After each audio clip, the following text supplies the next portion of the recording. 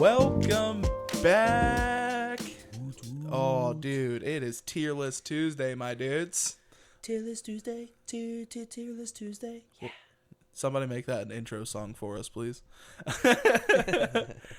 Well, welcome back to Definitely Grown Ups. As always, it's your boy, Avery Thornburg, with his boy, Austin the Martin. Austin the Martin. Absolutely. So, today's Tier List Tuesday, we're doing some childhood cartoons, some of these absolute bangers we've got out here today. Austin, do you know, there's like 24 shows here, correct? Yeah. There are a lot more cartoons than that. Why Yeah. do we only have 24? So, yeah, like you said, there is so many cartoons that exist, and we didn't want to do just one time period because even doing that, like even just doing 90s cartoons would still take us 4 hours. So we had to have some way to give ourselves a little diversity and also narrow things down. So what we did is we took 8 cartoons from the 90s, 8 cartoons from the 2000s, and 8 cartoons from the 2010s.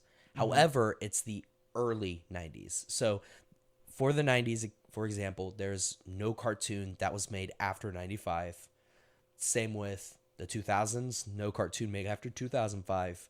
And the same for the 2010s, no cartoons made after 2015. Right. So it's 8 cartoons, and it is also on top of that too, the most, like, the highest rated or most watched of their generation. So for that time period as well. So it took a lot of work getting this down to 24 cartoons, but we did it. We did it, guys. Yeah. Yes. Look at us go. Look at us go.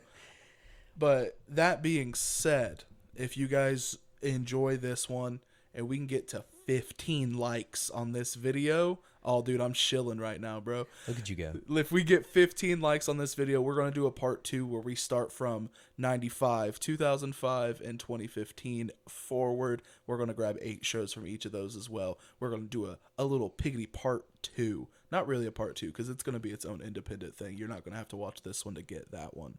But yeah, you should watch both of them anyway. Yeah, definitely still watch both of them anyway. So yeah, I got here. All I really have written down, I didn't really, get too crazy on the info side.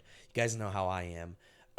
But I do have written down each of the years that these shows came out just to prove that I did my research. So yeah, are you ready to get started? Dude, I'm so pumped. All right. So first up, we got the Rugrats. Rugrats came out on August 11th, 1991. How do you feel about the Rugrats?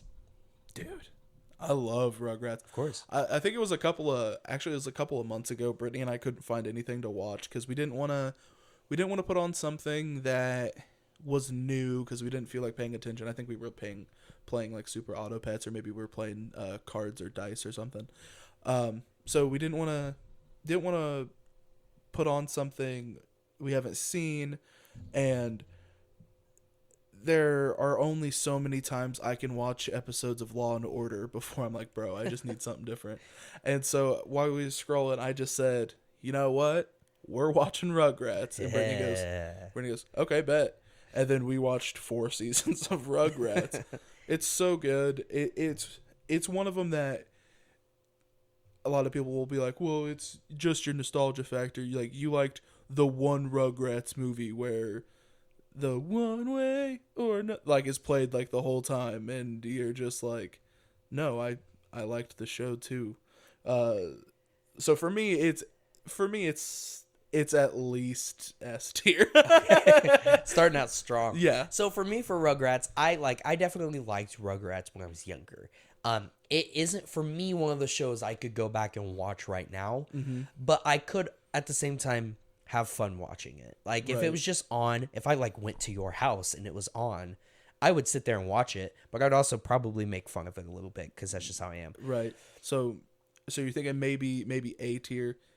Maybe you would only watch it if it was on in the background. Yeah, pretty much. Okay. So real quick, guys, just so you guys know how we kind of framed this tier list out, because we didn't type it out because it's kind of long definitions. Anything in S tier is something that right now the two of us agree we would sit down and watch the whole show. Mm-hmm. That's S tier. Yep.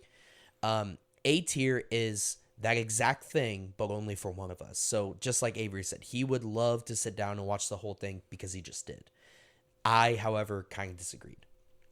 B tier is basically where most of the classic cartoons are going to end up, Right. where we can't argue that it's bad, but we can't argue that it's actually much better than just our nostalgia talking. Right. C tier is kind of like, it's just all right. It's just an all right cartoon that probably had a few good episodes. D tier is where we're going to put cartoons neither one of us has ever watched. Right. They only go in D tier because for our frame of reference, we have no idea if it's good or bad. Right. So not necessarily rating it when it comes to the D tier. It's not really a rating. It's just we just have never watched it and we can't judge it. Mm-hmm. And then F tier is just F tier. It's a bad cartoon. We know what it is, but we wish we didn't. Exactly. Perfect. So anyway, moving right along. Next up, we have Dexter's Laboratory. Did he stay out of my laboratory? Yeah, so I have only watched a few episodes of Dexter's Laboratory. I did like the episodes I watched, but it was never one that I ever picked watching. What about you? I did enjoy Dexter's Lab as a young lad, and then when I was starting to get into my teenage years, I still liked Dexter's Lab because of Dexter's mom. But it isn't one that I throw on in the background. Maybe that's because access to it isn't super easy. Like I can't just click the Paramount Plus button or the like the Hulu button and whip up Dexter's Lab. And if I can, they don't let me know that well enough to where I can. That being said, if like if Brittany and I are in like a hotel room or like, because we don't have cable, who pays for cable? But if we're somewhere with cable and I'm flipping through and I see that it's on, peek in for an episode maybe. Right. I don't think that Dexter's Lab goes with Rugrats. An A tier? Yeah, I don't think it hits A tier. Okay. So all right, so Dexter's Laboratory doesn't go in A tier. I agree. We could stick it in B tier. It could be one of our first kind of classics. By the way, I did forget to say this. It came out in February 26, 1995. So right at the beginning of 1995. Yeah. It barely made the cut. Barely made the cut. Yeah, so moving on here. Next, we got Johnny Bravo. Tell me about Johnny Bravo. He is the most adorable incel you'll ever meet. Hey there, baby. Because if I remember correctly, he was like, I'm gonna go pick up ladies. I do my blonde pompadour and flex my muscles, and then women are just like, oh, he's an idiot, and like kind of like smack him around, and that's the joke. But when women are like, hey Johnny, how's it going? He like immediately panics and doesn't know what to do, and he's like, the only woman he actually can talk to is his mom, so like he's just a handsome incel. Yeah. That being said, does give me a laugh, but he's not one that I turn on in the back. Yeah. Like, no, so I would never go out of my way to watch Johnny Bravo, and the misogyny behind him kind of hurts him a little bit. It was a product of its time. yeah. But I hate saying that, because Right. it kind of gives it like an excuse to be that way. Right. But it is at the end of the day a product of its time, and that kind of pulls it down. It's just kind of cheesy to me. Yeah. You know what I mean? Yeah. So, personally, I would say this is our first C, maybe very bottom of B. Yeah. Yeah, C tier's probably fine. It's for just kind good of old Johnny okay. Bravo. Like, I don't think I ever had a ton of fun watching this show. You know what I mean? I didn't until I was old enough to realize that he's an incel. Right, but that's Like, not the way that they want you to watch that show, right. though. You know what I But mean? like, well, kind of is, because that's what the jokes are framed around. Is he talks mad game and then has no idea what to Right. do. He, like when I was a wee lad, like 5 or 6, watching cartoons at like grandma's house and stuff. yeah, he when Johnny Bravo was on, I was like, "Can I watch SpongeBob? Can I please watch SpongeBob?" No, you're watching Johnny Bravo. That's all that's on right now. And then I'd get a hold of the remote, and they lied to me. SpongeBob's been on for the last 45 minutes. And also, just real quick, March 26th, 1995, another one barely made the cut. I can't believe it was a 95. I legit thought that Johnny Bravo was a 70s cartoon. Like, I thought Really? he was super early. But Not really. when we put this list together, I realized he wasn't. And then that made me go, huh. Yeah. Which is kind of, because, like, you know, that was, I don't know. Yeah, we don't talk about that anymore. But, so I say C is a good place for Yeah, I wonder if going back, because you and I are both fans of cringe humor now, Right. right? Like we like The Office, and a lot of The Office is based off of very cringy, very like, oh God, why did he promise these kids they were getting college paid for? Like episodes like that, right? And then we follow that page on Instagram that has the cringy TikToks, and just cringe is funny. Right, of course. So I wonder if going back now, the way we are as adults, if we got our hands on some Johnny Bravo, if it would be funny to us because it's cringy? Maybe, I don't Or know. I don't know either. I don't know. I feel like some of these would be nice to revisit just in our free time. The thing that would get me about Johnny Bravo specifically is that it was made for children. Yeah. It wasn't made for adults. It was made for children. And even though there are things out there that are made for children that we could still find fun, if we're trying to find the funny thing in the cringe, it hurts it a little bit knowing that this was supposed to be an 8-year-old kid watching this. Like an 8-year-old boy was supposed to learn something from Johnny Bravo. It hurts it a little bit, Right. I'd say. Yeah. But do you hate the C tier? No. I agree with that. I was just a fun little thought experiment. of course, yeah. Okay, so next up is the Ren and Stimpy show. I'll say it this time. It came out on August 11th, 1991, the same day as Rugrats. That's insane. Yeah.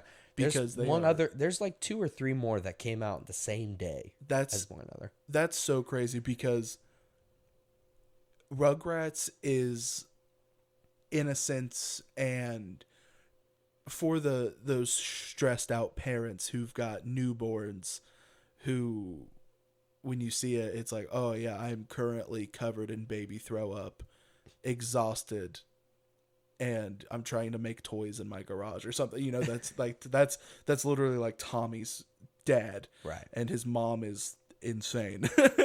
So, and there's the innocence in children factor there that is nice, and it's sweet, and it's still very watchable today.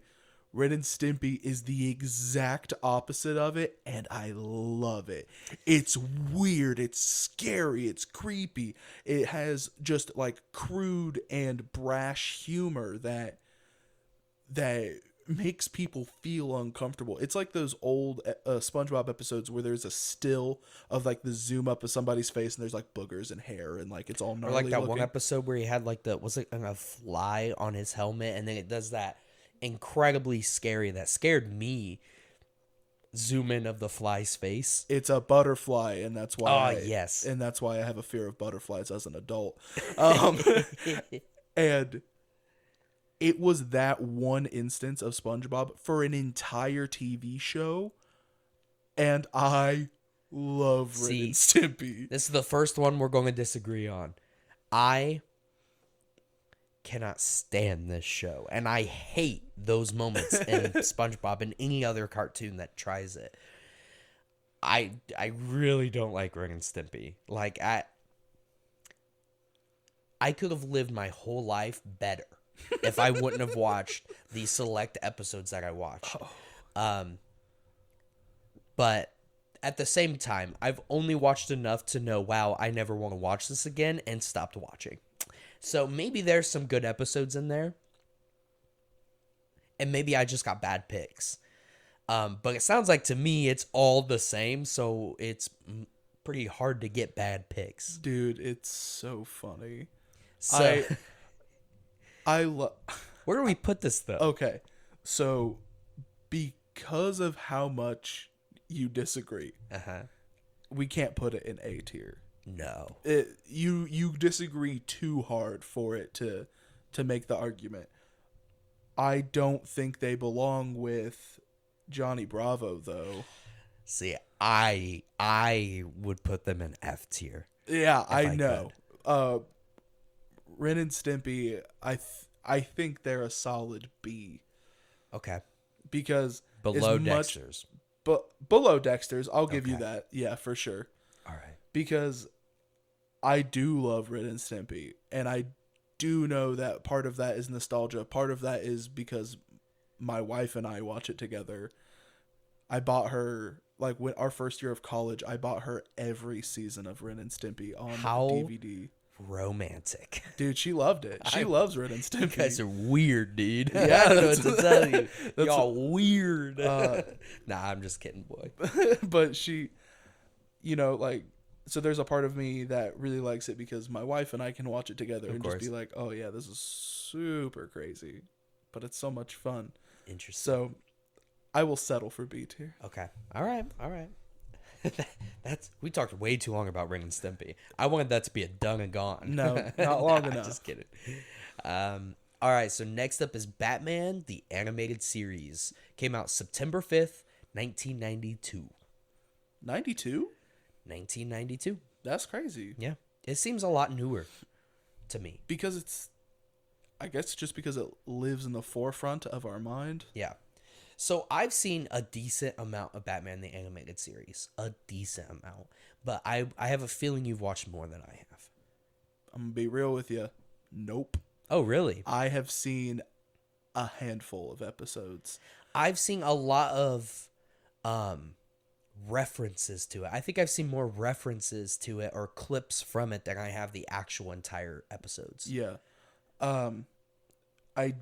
What I do know is that a lot of people consider it one of the greatest things to ever walk the planet. Not to interrupt you, but is this the one that Harley Quinn was created from? Yep. Okay. All right. Then I've seen more of this than I thought. They did a lot of work on this show.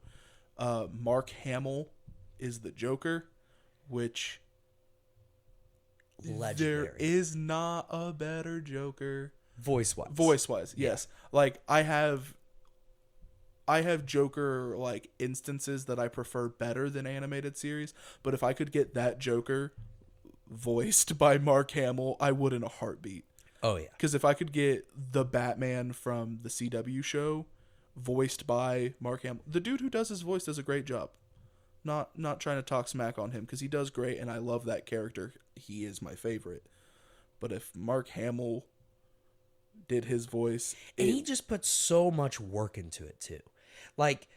Dude, I don't even know how to talk about it. And he goes more in depth and puts a lot more effort when it came to the Arkham games because he voiced Joker there too.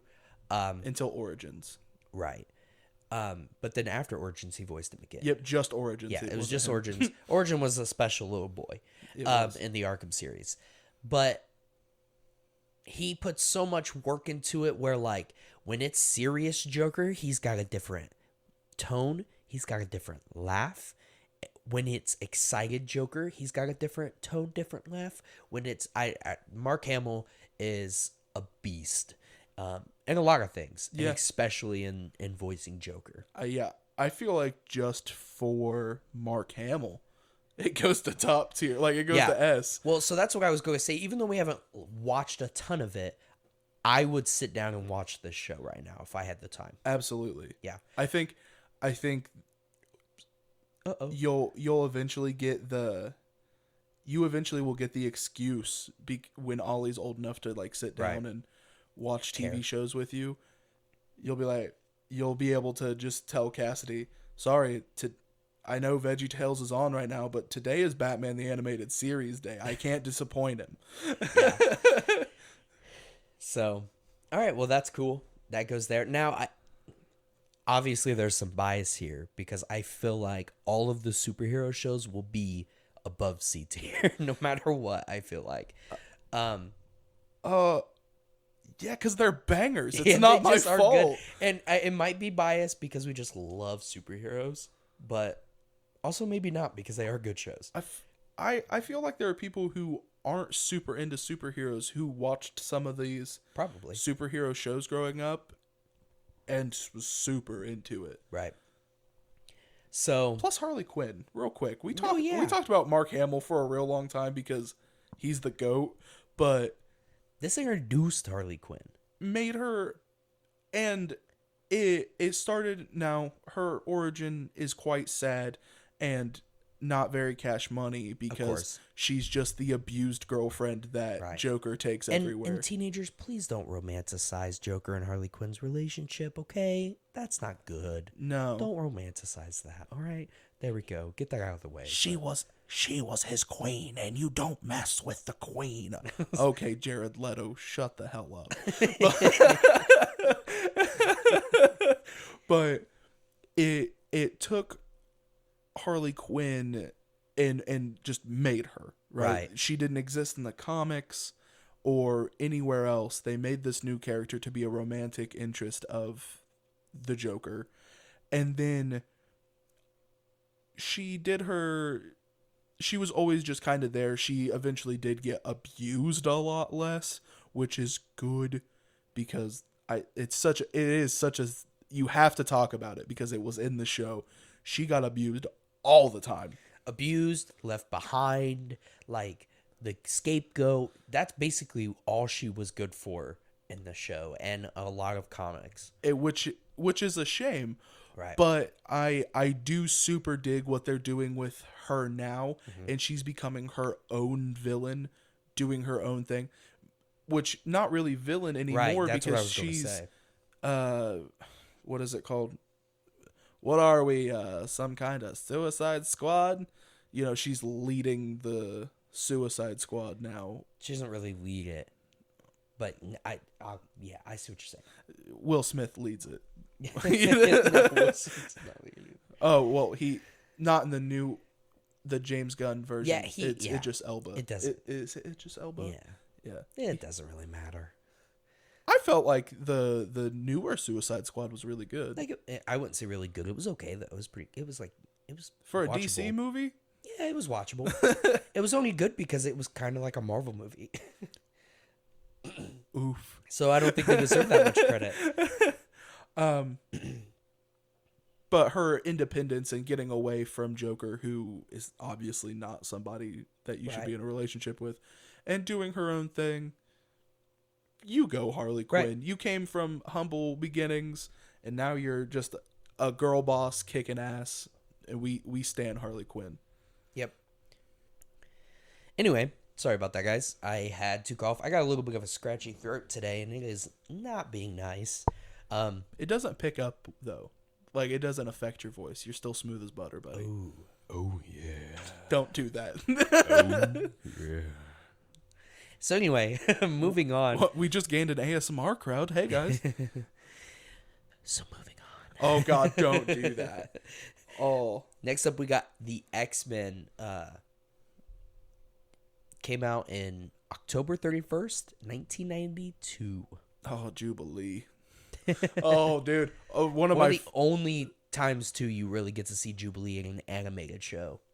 Yeah, and dude, I remember watching this as a kid, because my dad had it because he really liked it growing up, so he showed it to me, and I remember Jubilee was one of my first like childhood crushes because she's so pretty and she has got dope powers, and this is the first time like I was introduced to Gambit because he's not in the first 2 or 3 X-Men movies that came out in the early 2000s. Yeah. He's not in it until that Wolverine Origins. movie. Yeah. Which that dude did a good job as Gambit. Go that guy. Oh, don't say that. People are going to get angry. He did a good job as Gambit, better than Channing Tatum would have. Channing Tatum's a bad actor. I don't think Channing Tatum would have done a bad job. He's a terrible actor. Yeah, but like the best acting that a bad actor can do is being himself in a role, and I would say Gambit is basically Channing Tatum. We're about to throw down. You do not besmirch the name of Gambit that way. I mean, come on. He's a cocky asshole who throws cards at people. Fuck you. Listen. The dude in the Wolverine movie did a good job at playing Gambit. I don't care. Okay. Sure, fine. he was Canadian. He's not the Cajun down south boy, which this show does excellently, I might add. Also, you heard the intro song to this show? Mm-hmm. Slaps. So hard. Yep. Bada bing, bada boom. Dude. This is S tier. I don't have to say anything else. It's the 90s X-Men cartoon. You really going to come in here tell me it's not fire? So here we are putting another superhero show in S tier. If I could just stop scrolling. There we go. Anyway. It's not my fault. They made these bangers with dope intros and awesome characters. Yeah, so for me though, I have not watched all of this show, but I've watched a bunch of it. So yeah, I would say it's S tier. They do a really good job. It's one of the first good representations you get as a kid to the X-Men, and I feel like it brought a lot of people to like it outside of comic books. Yeah. So, yeah. S tier for sure. Also, the meme that came out of the show, there's a couple of memes, but my favorite is the one where Wolverine's laying in bed holding a picture frame. Yeah. That meme's so funny. Yes. It's so good. Also, it's from the one where it's Scott and I never remember her name. Jean Grey? Yeah. Come on, dude. I don't like Jean Grey. I don't care. What? She's bad for Logan, and she treats him bad. And Wolverine's a cute little Canadian boy who doesn't deserve no bad. And he that's all he gets. All Wolverine gets is a whole bunch of bad, and he's just a sweet little potato who doesn't need bad. Yeah, but it's still so weird because he's so much older than her. I mean, yeah, but it's not my problem, okay? All right. All right. But anyway, it's them making out Okay. with Wolverine standing there just like Oh, yeah. grumpy cat meme. Top tier. All right, so yep, X-Men and S tier. I don't disagree. Next up is Doug. Came out in August 11th, 1991, just like Rugrats and Ren and Stimpy. Insane. And I've never watched a single episode. I have no idea what this is. I have no idea what this is either. The only frame of reference I have for this is that Doug has two characters named Skeeter and Patty Mayonnaise. And the only reason I know that is because of a Bo Burnham song. Oh. Go ahead. But for those of you at home who know the Bo Burnham line I'm talking about, that's the only reference I have to this show, which is it's a good bar. I'll give it to, like, Bo Burnham's fire, but that does not mean Doug goes anywhere other than I have D for Doug. Like, Yeah. There you go. All right. So the last one of the 90s ones, I do have to skip Kim Possible here because it loaded up in the wrong order, is Animaniacs. Came out in September 13th, 1993. I want you to start with this one. Do you know anything about the Animaniacs? I know only... So I have not watched the show, I don't think. Let me explain. Mm-hmm. There were so many times growing up through middle school, in the beginning, like elementary school and middle school, that you were shown things like, if you've ever seen the Animaniacs song about states and their capitals, Mm-hmm. I've seen that. And I've seen a lot of other things that have to do with learning for children. Is that in the show? I don't know. So if it is, then I've watched a few episodes. If it's not in the show and that's extra stuff, because cartoons have done that in the past, a lot of Disney stuff too. Yeah. Which, are they Disney? No, they're Warner Brothers. They come out okay. of the, like, Warner Brothers logo on the... Yeah. So, all right. Sorry about that. My mistake. I didn't know. But like a lot like Disney stuff, they make extra stuff using popular characters to help teach children stuff. Yeah, Disney So, Plus like doubled down on that super yeah. hard. So I really actually don't know if those episodes are part of it. I guess I've kind of watched it, but still not really. You know what I mean? Right. Go ahead. What do you think? Animaniacs is one of my favorite shows that I've never seen. If Okay, that makes yeah. sense. So, those bits that you're talking about, the states and their capitals, or my personal favorite is when old boy sings the countries of the world. Yes, yeah.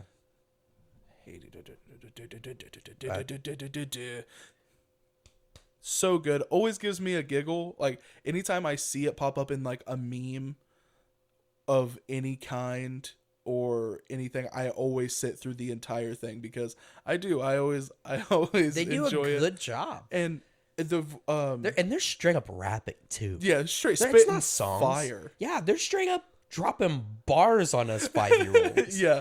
The dude who does the I don't know their names. Like I really don't. It's the oldest male, not the one in the hat and not the girl. The other one. Okay. I met the dude who does his voice at PopCon a couple years ago. Cool. Super great guy. And yeah, I've seen bits and pieces, and there's the it's became a meme, but it's the classic joke where that character says, "Hey, dust for Prince," and then it cuts to the girl and she's holding Prince, the artist. Oh yeah. Yeah, you've seen the meme, you've seen the bit. So that's great, and it's funny, and I've seen things like that that make me think it's funny, and I've heard that the reboot that Hulu just picked it up for hits just as hard. Really? I know. That.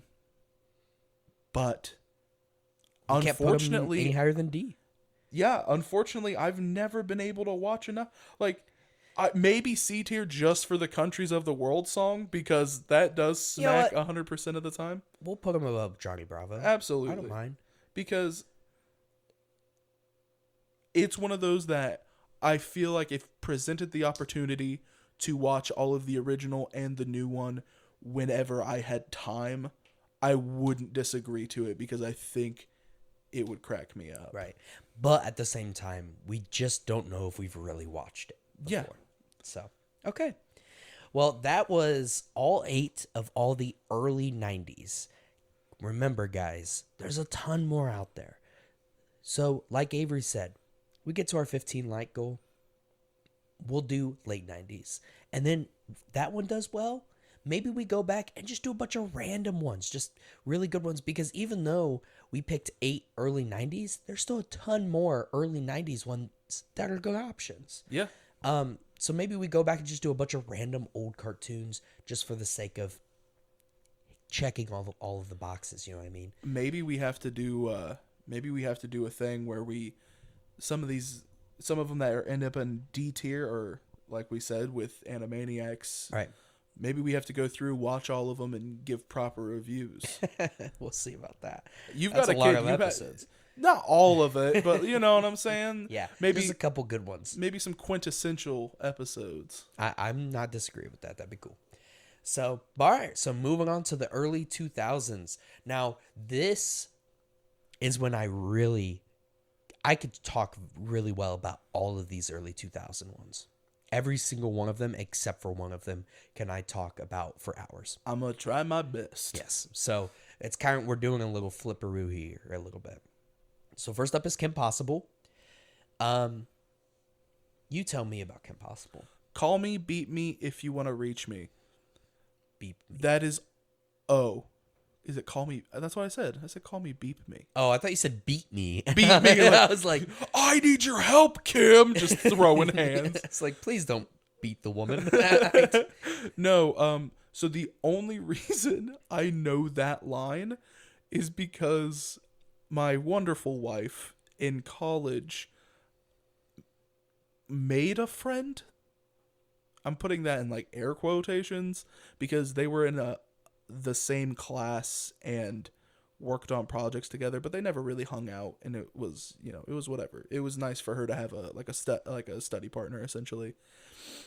And as the class was ending and everyone got their final grades and they were kind of wrapping up for the semester, this full-grown woman, 22 years old at the time, same age as Brittany and I, walks up to Brittany. They've only worked on projects together, nothing outside. Goes, "Oh no. Well, hey girl, call me, beep me if you want to reach me."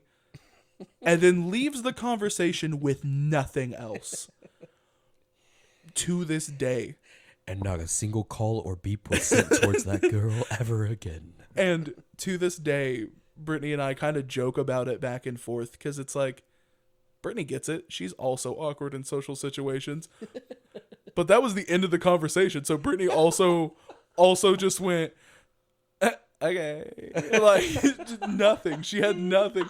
And so, yeah, it's so much funny. funnier that it happened to Brittany, too. Because, I could just laugh in that person's face. You know what I mean? Right. Maybe, turn it around and reference a weird cartoon back at them. Yeah.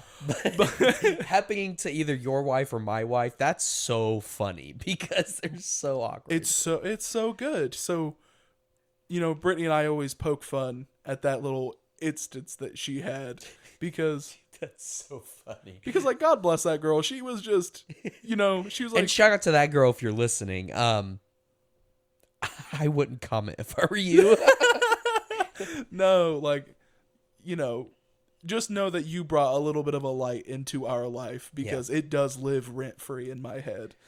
That being said, that's the knowledge I have on Kim Possible. All right. Well, just for a special shout out to Brittany, anyone that's listening right now, go down in the comments and comment, call me, beat me if you want to reach me. All right. Do that for me. At Brittany. Yes. So I really liked the show Kim Possible as a kid. Mm-hmm. She was definitely my first animated crush. That doesn't happen a lot for me. Oh, gotcha. I'm not that way, but why'd you say it like that? Why'd you make me sound like some kind of beast that sits not in my... Not like that. My wife first. I just don't... I don't see the... what's the word I'm looking for here? Just the 2D versus 3D argument. I just don't see it. Okay, so, that's fair. Yeah. But yeah, so... She was definitely one of my first animated crushes, Mm-hmm. When I was really, really small. So I really liked the show. The guy that played, if you watched the show, you'd probably actually like it. Her, I haven't watched it in years, so I don't remember what his name is. But her partner dude that kind of was almost her boyfriend, but not really. Oh, the dude that has me as a pet? Yeah, that has you as a pet is super funny. He was always really funny because he was awkward and falling around. And so I really liked the show. I wouldn't put it in S tier, but I really liked the show. Yeah, for those of you who are aware of the joke, I look like the gerbil from Kim Possible, or Naked Rat, or whatever it's called. I have no idea. I think he's a naked mole rat. Well, I literally look like him, so that's the joke. But for me, I would put it in A tier. But you haven't really actually watched it. Right, so it can't hit S because I have no input on the situation. Isn't there a green chick in this show? Yeah, she's got a green suit and black and green hair, and she's pretty cool. Does she not have green skin? I don't think she has green skin. I think she's got a darker gray skin, and so is the bad guy. She's not green, I don't think. Oh. Let me look it up because now I'm not sure, because if it's the green girl that I'm thinking of, she's bad. Dude. Not so early. She's not green. Her suit is okay. all green, and her eyes are green. Maybe I'm thinking and she's of got a green outline of her hair. She looks a lot like, what's her face from Hydra and Marvel Comics. I don't know. Remind me of who that is, guys. Yeah, I couldn't tell. No, I'm thinking of somebody else. Okay. Not who I was thinking of. Okay, so I'm fine with A tier. And she could be under Rugrats. Can she? Yeah. Oh. Yeah, that's fine with me. I mean, maybe not if the mouse doesn't let me do it. Yeah. Okay, so moving right along is Samurai Jack here. Came out August 10th, 2001. By the way, June 7th, 2002 for Kim Possible. Sorry about that, guys. August 10th, 2001 is when Samurai Jack came out. I thought it was a 90s cartoon. I had Yeah. it typed in as a 90s cartoon, and then I looked up the date it came out, and I was like, well, I was wrong. yeah. So I don't have Samurai Jack lore on deck. I haven't seen a bunch of episodes. The one episode that I can remember is he meets these tribe of homies and they jump big. That's literally like they jump good. So then they teach him how to jump good by like holding boulders the size of mountains, jumping with him. Like he trains up to it. And it's, the episode was sick because he had this like super dope training montage, and then like the bad guy came and he jumped and samurai'd him. I would definitely sit down and watch Samurai Jack. They also, Adult Swim picked it back up and finished the story because it was like left unfinished for a while, and Samurai Jack fans were bummed about it. Adult Swim picked it up, made it geared more towards adults, so the samurai scenes are like bloody and like more intense, which I think they kind of are in the original show. Not like, I don't think they're bloody, but they are intense fights from what I've heard. Unfortunately, other than the jumping episode, I ain't got nothing. Yeah, I've watched a few more episodes than you, it sounds like, but I don't remember them. I know that I've watched it because I went out of my way to watch it. Yeah. Since I was a kid. I know that I've watched it. And I just, like, honestly, it just wasn't. They focus so hard on the intensity of him, it seemed like sometimes. Yeah. That it lost any actual story. I don't know. I didn't, honestly, I'm sorry. I don't mean to offend anybody. If you really like Samurai Jack, I found it boring. It's just kind of a boring show. Do you think that has something to do with him being a soft-spoken protagonist where he doesn't speak a lot? No, because there's plenty of that exists. Yeah. You know what I mean? But, so I've watched a little more. You haven't watched it really at all. Where does that put it? I don't think it's a bad show. Because I would definitely sit down and watch it. I feel like you could convince me. I'm okay with above Ren and Stimpy.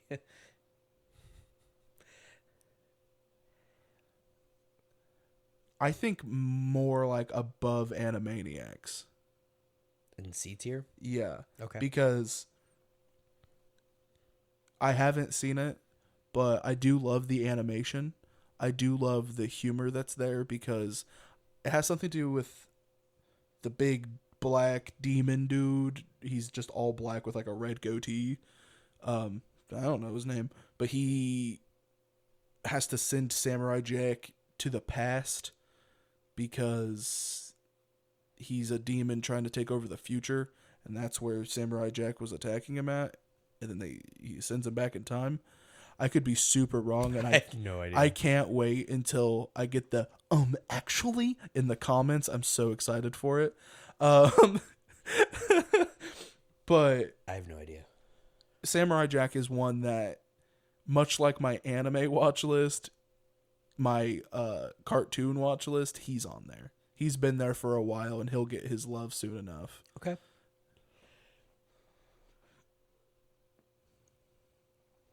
All right, moving on is Foster's Home for Imaginary Friends. Came out August 13th, 2004. That early? Yeah. I really liked this show. I really like this show a lot. It really did a good job. I know that they're imaginary monsters, right? But it does a good job of tackling kind of like heavy topics of, I mean, first of all, it's like, it's kind of sad in the sense that it's called Foster's Home for Imaginary Friends. And I know that's the guy's name, but it's unwanted imaginary friends. So what do you think they're actually talking about? You know what I mean? Right. And on top of that, they're all so different and diverse, but also nice and cool. And I don't know. I really like this show. I watched it a lot growing up. It's an S tier show for me. What do you think about it? I seen a little bit of it. I know that the redhead girl, she's bad. Um, uh, I always thought that Blue was annoying. That's his name, right? Yeah, The you're little right. blue ghost looking guy. Yeah. Yeah, I always thought he was super annoying, but I really liked the Minotaur looking guy with the skulls and the purple. Yeah, Not full. full. Yeah. I remember really liking him, and then the tall red one, that basketball. Yep. I thought those two characters were super cool. The bunny was annoying. I'm grasping. Wasn't the bunny like the one that was like? He's basically like a butler, like an English butler. But doesn't he also run the place? no, Or does, dude? Maybe? no. Oh man, I'm gonna hate myself. It's just been such a long time since I've watched it, though. I'm pretty sure isn't it the old lady that runs the place? And then the bunny's like second in command. Like her, it's just her butler basically. But he's like, Oh, okay. So, yeah, that's my knowledge of it. It was good. I enjoyed it when it came on. The theme song was super good, if I remember Yeah, correctly. like it was fun. It was a banger. this is the time period where theme songs get really cool, and then your new ones past 2010 is where they turn to like rock songs basically. Like they go for that more rock vibe. Yeah. And it's super fun. So, I think A tier would be fine for Foster's Home. A tier. I think that's fine. See, I think I you can would. do that. I guess. I would put it top of A tier. I would put it above Rugrats. I ain't gonna agree with you, but I also ain't gonna argue that hard either. Because I guess we could say that they're even, but like, I don't know.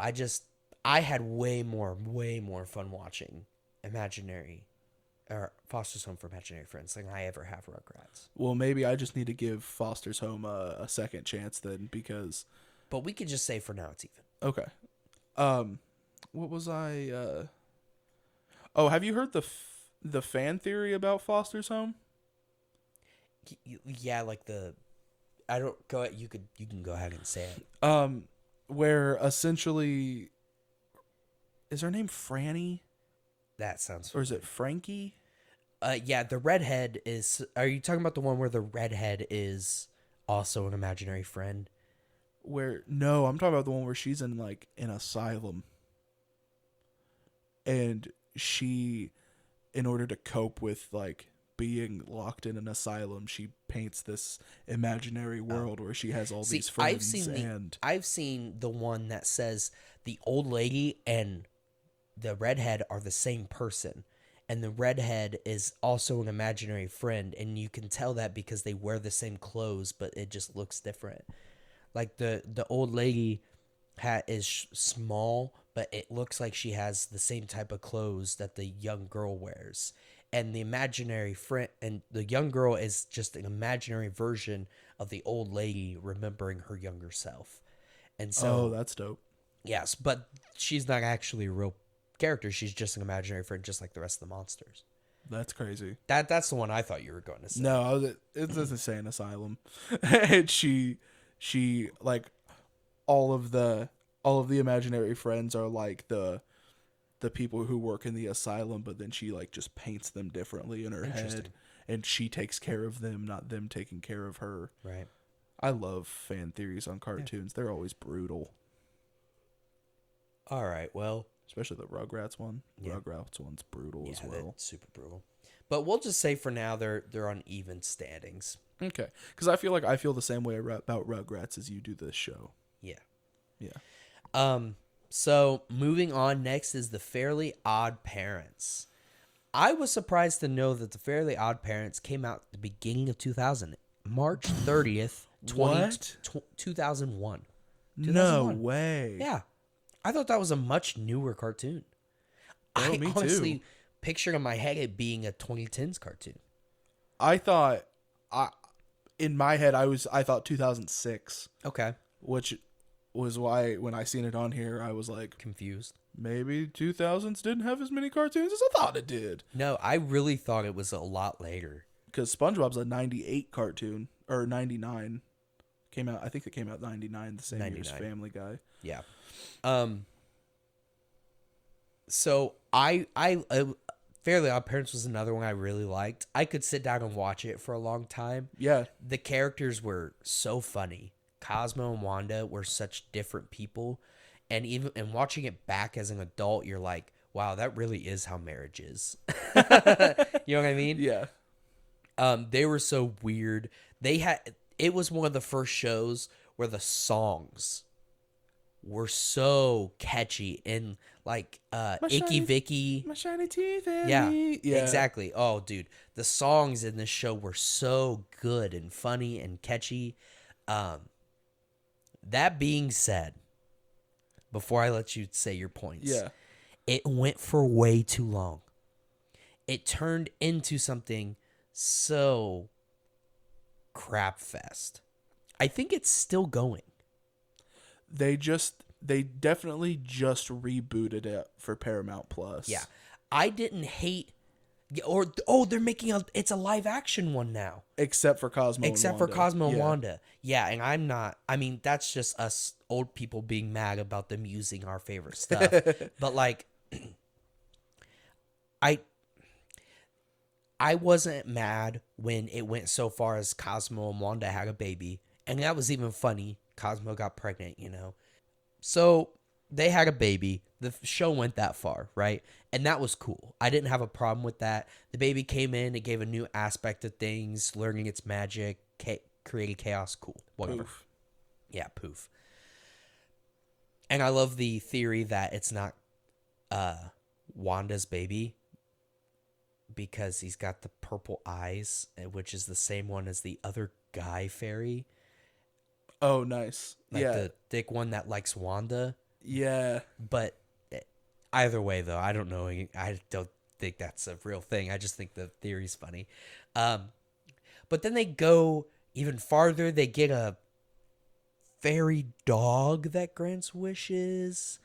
And then and now they're remaking it just like Kim Possible. Kim Possible has a live action one that they made with children, and it's so bad. And then now they're doing it with Fairly Odd Parents, which is way more egregious. That I don't think it's an S tier show as a whole. I think the first half of it was very, very good. Yeah. But it's not an S tier show anymore. What do you say? So I definitely watched my fair bit. I didn't have cable growing up. Honestly, like my mom didn't get internet until 2020. For a frame of reference to you guys. So I didn't get to watch, like Cartoon Network and Nickelodeon like all the time. Only when I went to my grandma Bobby's house, or if I went to a friend's house who had cable. I've always slept not great. So I'd be up way later than all my friends, so I would just sit there and watch TV.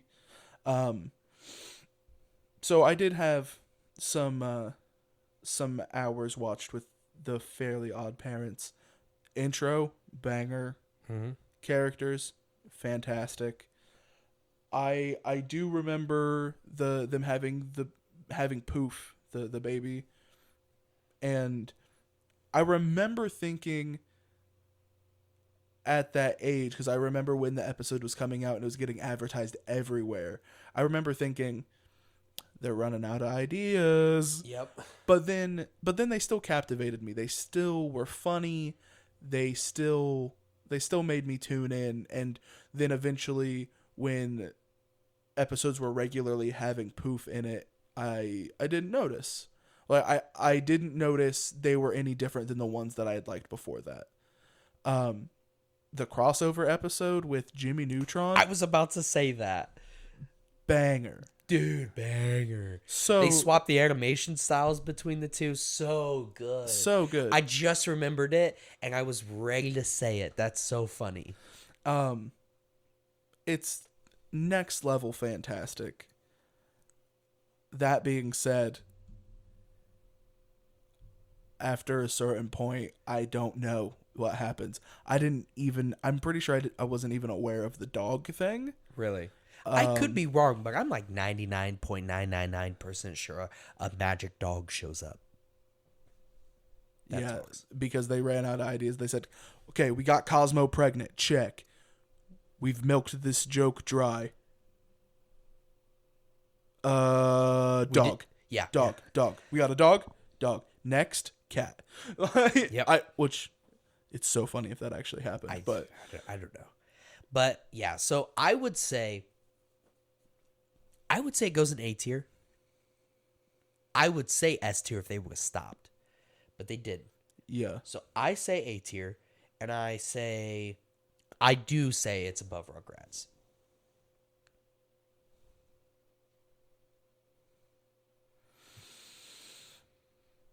Because here's the thing. Here's my thought process: is we agreed that it's that the Fastest Home for Imaginary Friends and Rugrats are even.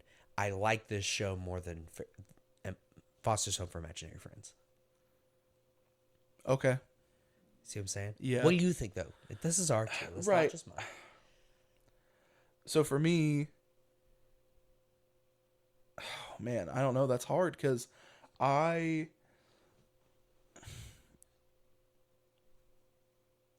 as a kid, I definitely liked Fairly Odd Parents more. As an adult, I haven't watched it recently enough to know if I would like it more than I like Rugrats. So And really, that's where Rugrats has the advantage right now because, like I said earlier, I just watched a ton of it like 4 months ago. Right. So I know we kind of said the S tier, we define it as something we would watch right now. But really for all of these, the argument basically comes down to, do we base this off of if we liked it more as a child or as an adult? Or I mean, we can do both, but some of them are never going to be both. There's only a few that are both. You know what I mean? Yeah. I think if you're going to put it above Rugrats, I'll be okay with it. You think so? I might comment on this video in a couple of weeks when I watch more Fairly Odd Parents to see if I disagree with present Avery or not. Okay. So future Avery, keep your eyes out. All right. I'm going to put it there then. You said I could. I'm going to give it to you. All right. So moving on. All right. So next up is Avatar: The Last Airbender. Came out February 21st, 2005. This is the third episode, I think, where we talk about Avatar: The Last Airbender. Is it really? I think so. Because it came up obviously on our heroes list because he's on my list. Oh, okay. And then I think we talked about it briefly in another one because I was like, bro, you need to watch it. And that's really it. So that being said, I know you haven't watched it. Nope. And you probably have nothing to say about it mostly. My cabbages. That's yeah. which. And hey, by the way, go ahead. You go ahead. Finish what you're I saying. was gonna say which I've seen 3 episodes, guys. Like shout out to me real quick. Actually, it might be closer to 4 or 5. Ooh. But I haven't watched it since that first bout of me sitting down and watching what episodes I did before bed. The animation, gorgeous. The seamless blending of anime and like Japanese animation and American animation mixes together so beautifully. The people who worked on this show did an amazing job. The humor also hits like Japanese humor, but it also hits the American humor with how heavily inspired this show was by anime. they have really clever reoccurring jokes, like the dude with his cabbage cart always getting wrecked. I have something to say about him too. Okay. Um, I've heard that the characters really grow and develop through the entire show. There's a whole character that I didn't even get introduced to that becomes a main character. She's green. Again, another green one. Yeah. She's blind, I guess? Yes. I don't know. A blind earthbender. Okay, they made, when Nick All-Stars Brawl came out, people kept making jokes about how she'd body people and not even know they were there. Yeah, she does. And, she's crazy good. But yeah, I mean, I haven't seen it. Same thing with the sequel series, which I don't know if Legend it's of on Korra. here. It is on here. Oh, okay. So speaking of Legend of Korra, they do something really funny in the background of Legend of Korra to correlate with the cabbage guy. Mm-hmm. So the cabbage guy, if you haven't watched the show, it's a reoccurring joke throughout the entire series of nice. Avatar: The Last Airbender, where in the middle of a fight, a big serious fight where you're like sweating, and it's all stressful, they somehow that same cabbage guy is always there, and he's got a cart full of cabbages and he gets destroyed. And it's so funny because it's just a reoccurring thing. In Legend of Korra, this is like a fun tidbit because they never actually say it in Legend of Korra. You have to pick up on it, and because I'm just a nerd and just rewatched Legend of Korra, I picked up on it. So Legend of Korra takes place years later, and they're kind of going through like their steampunk era almost, like their industrial revolution, if you will. Ooh, interesting. And there are cars being invented, and there are two competing vehicles, and one of them is one of the characters in the show that's a part of Team Avatar, and it's her dad's company. He turns out bad guy, she takes over, right? Mm-hmm. The other car company is the Cabbage Man, and it's like Cabbage Incorporated or something like that. And the backstory to it, when I looked it up to see if I was like actually seeing things right, it actually goes into detail more like the comic series. There was comic books? Graphic novels. Yeah, there were graphic novels of Avatar. Nice. After his cabbage cart being destroyed so much and so often, he got tired of it and slowly over time made a more durable cart and that couldn't be destroyed as easy, and then added more wheels to it. And then when they introduced like engines and stuff, he put an engine in his, like when they introduced trains and stuff, he put a train engine in his cabbage cart, and he created an entire company. This guy was like Ford. That is for Legend of Korra. That is so sick. And it's never talked about in the show other than they joke about how, but at the same time they end up joking about how it's the cheaper version of cars and of vehicles, because the best version is the character that's a part of Team Avatar. But they mention it a few times, and they kept saying something Cabbage Incorporated or something like that. I don't remember exactly what it was because it's always really quick. And in the background of certain things, you can see their logo, and eventually bad guy uses the technology to make mecha suits, and it's all produced by the cabbage.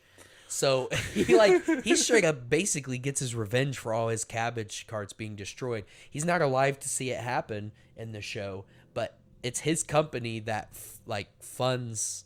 That's crazy. And creates, and if you don't pay attention to it in the show, you never pick that up. So it's just a super funny thing I just wanted to talk about real quick because I love it. To go back on topic, Avatar: The Last Airbender is, out of all of these shows, is my favorite show out of all of these cartoons. No way. Seriously? Is my favorite show. I'm not gonna lie to you. I'm sure I would love it if I had the time to sit and watch it. Like, it's a close second and third. It's almost a three-way tie between this, Teen Titans, and Avengers: Earth's Mightiest Heroes. But yeah, Avatar, I would have to say, is my favorite show. So that being said, we're going F tier, right? No. That was just a joke. Yeah. I told you I love Cabbage Guy anyway. Yeah. So this is another one that I would want to put at the top of A tier again, above Fairly Odd Parents. You don't think that you could argue with me enough to put it in S tier? The problem is you haven't watched enough of it. I guess you have watched some of it, though. I have watched some of it. I know I you'll would like be. Everybody tells me that. Yeah. And I don't disagree with them. I just don't have the attention span. Right. Look, and it's so cool, too, because as the show goes on, you find out there's more than just air, water, earth, and fire bending. There's sub-elements between them. You have... like the blood bending, right? Like the blood bending for water. There's lava bending that's actually earth bending. Same with metal bending is also earth bending. And then for fire, you have lightning bending. Bro, yeah, and then sick. like air bending doesn't necessarily have subgenres as much as it has like just ways to use it in weird ways. In Legend of Korra, you see a bad guy using airbending in order to fly, not to create a air orb and sit on it, but to actually fly with nothing other than airbending. And then also there's a way to use it to suck the air out of people. Oh yeah, and cut them off. See, I mean, every time I talk about it, I always go, God, I gotta go watch it, and then And there's so many too. Like there's also for earthbending. Earthbending is one of them that has the most. There's a part where kind of there's busted. sandbenders out in the desert, and like old boy from Naruto with the sand bucket. Yep, pretty much. Or on his back, and Yep. And then you have swamps where they create huge swamp-looking monsters out of vines and stuff and attack people with these huge. Look, you would love so this show. sick. And it's funny because it is geared towards kids, but I've watched Avatar: The Last Airbender so many times. That's why I personally, like, if you had watched it too, I would very argue that it should be at the very top of S tier. Since I haven't watched it, I think that goes bottom of S tier. Okay. But you're literally sitting here describing it to me, and I'm getting hype. You know what I mean? It really is. It's such a good show, and I know that you would like it. So I just gotta. You just have to watch it, dude. I know. Okay, so I'm happy with that. I'm happy with that. All right. So next up is Codename Kids Next Door. Came out December 6th, 2002. Tell me about it, Avery.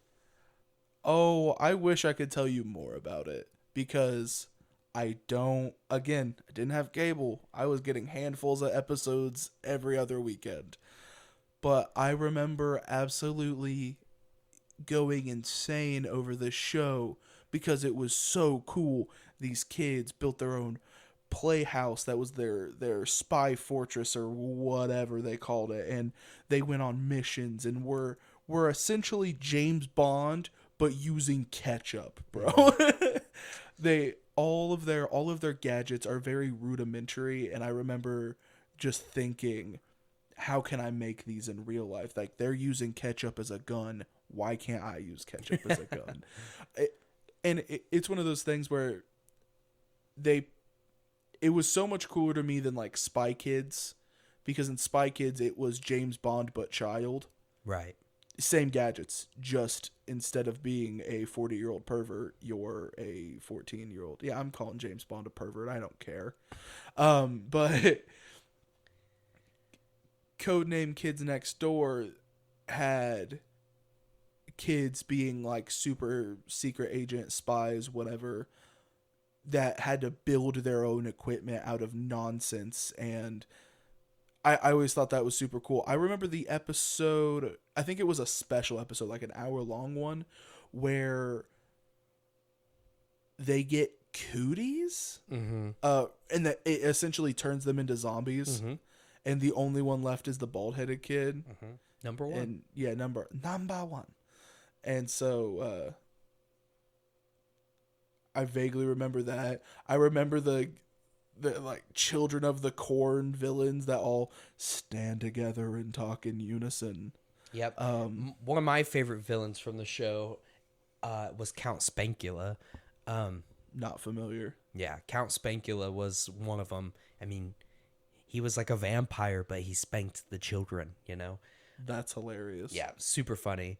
As long as you don't think too deep into it, you know? I mean, like, you know, if you think deep into it, you're like, this is a grown, very old man smacking children's bottoms. But you also have to think that was back when it was okay to spank your kids, too, and that's what they were scared of. So, but yeah, I always really liked it, too. That being said, I don't remember a ton about it. It's not super memorable. Yeah. It was always super fun when you were watching it, but it wasn't the most memorable show in the world. Not as impactful. Right. So, I would say top of... more than Dexter's Lab? I would say so. I can remember more episodes of Codename Kid than I can of Dexter's Lab, I think. I like that. I like and that range. I really would, even if we don't make an episode out of it, but I mean, we might as well, where we go through and rewatch at least like 2 or 3 episodes from each of these shows. Just to I don't know if we can. No, it would basically have to just be we talk about, hey, we watched this again recently. Oh, fair enough, yeah. We wouldn't be able to show bits of the episode because we're not CinemaSins. We can't. Yeah. We can't do it. But I think that would be fun just for us, especially if, you know, this video gets 15 likes and we do part 2, that at the beginning of part 2 we could talk about we revisited some of these and maybe our opinions changed, maybe they didn't. But because some of them I remember thinking they were the dopest growing up, but It might not be so great when you go back. True, and I also didn't have cable, so I was just fiending for a cartoon that I didn't own on a DVD. Right. Yeah, I had to watch DVDs growing up. Dun, dun, dun. I just made young Gen Z poop their pants. Okay. All right, so we got 2 more in the 2000s. Okay. We got Teen Titans and Danny Phantom. First up is Teen Titans. I love the Teen Titans show. Mm-hmm. I loved this. Then they ruined it with Teen Titans Go. We're not going to talk about it. Because luckily it didn't make this list. Some people really like Teen Titans Go.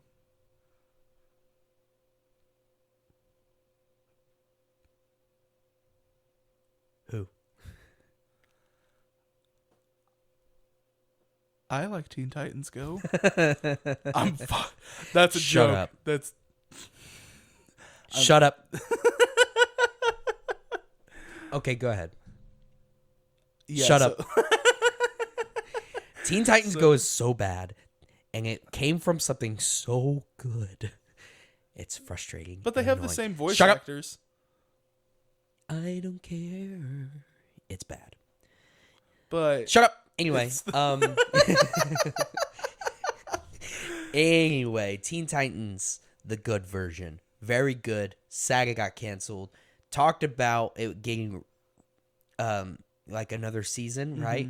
Because it didn't get to actually end well, and instead they showed up at the end of the Teen Titans Go movie and an after credits scene.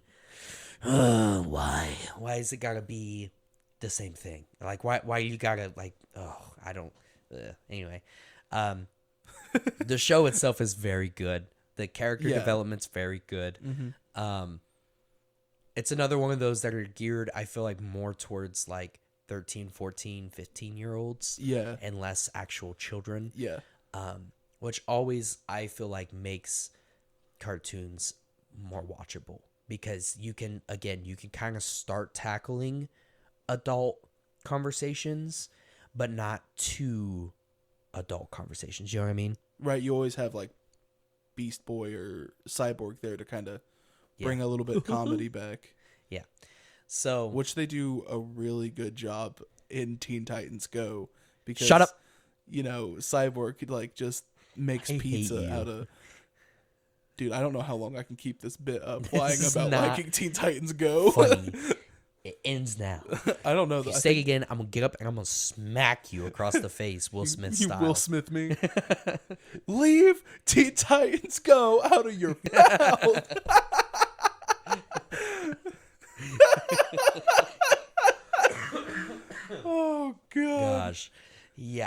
So, anyway, what do you think about Teen Titans, the show? So The good one.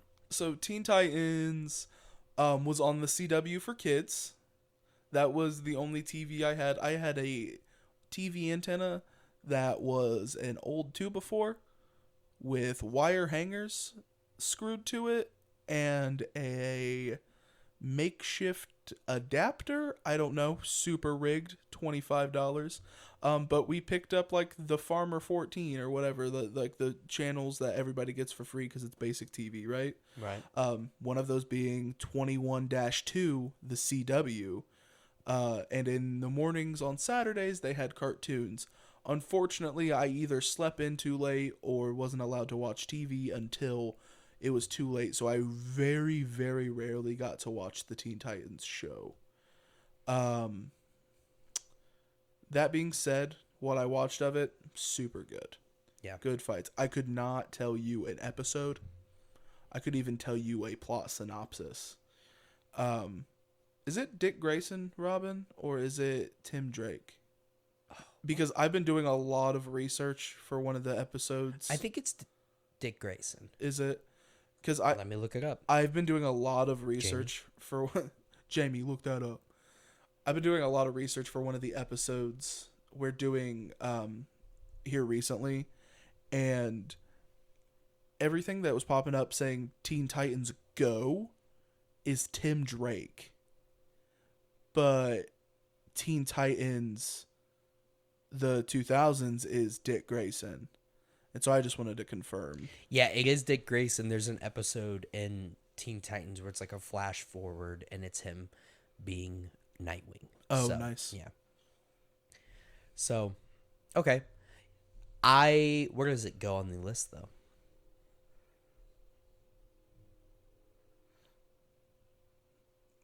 Where does it go? You don't want to know what I'm going to say because I've already said it 5 times. You're Top of A. Top of A? Yeah. I would put it in S tier. I'd put it at the bottom of S tier. By the way, never mind. Yeah, I would put it bottom of S tier. Do you think, okay, based off of how well you know me, do you think I would like it more than Avatar The Last Airbender? No, I don't. I know that you think you might because it's superheroes that you're familiar with, and it is a good show, but you underestimate how good Avatar Last Airbender is. Gotcha. My wife is a big fan of Teen Titans, and I feel like if I tell you to put it in A tier, she's already going to want to throw down with me since you put Ren and Stimpy in B.